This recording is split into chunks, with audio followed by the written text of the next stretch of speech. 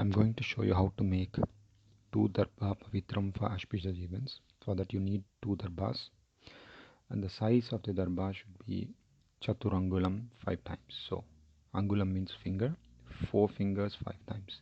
If it is bigger than that, cut off the ends. To make the Pavitram, start by twisting the two Dharbas from tip to the bottom like I show now. Start twisting it as much as possible. Once the twisting is done from top to bottom, divide the Dharba into two halves like I show here and bring all the 4 ends together. Once again, start from the middle, twisting it from middle to the end, and you will end up with a ring having a size of 2 fingers. This ring is called Granthi. Now bring the 4 ends of the Dharba into this ring from bottom to top like I show here now. Slowly bring it up into the ring.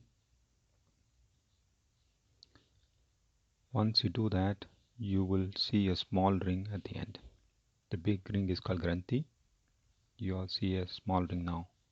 Hold the small ring and the 4 ends of the Dharba and start twisting the small ring 2 times.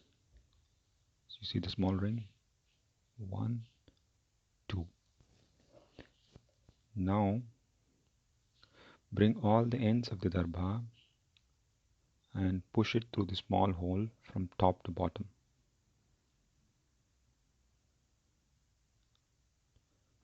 This is how a knot should look like, and the Dharba, Pavitram out of Dharba is ready now. Big ring is Granthi. It should have the size of 2 fingers called the Angulam. The knot should be Ekangulam or 1 finger. 1 finger. And the length of the knot including the 4 ends of Dharba should be Chaturangulam or 4 fingers.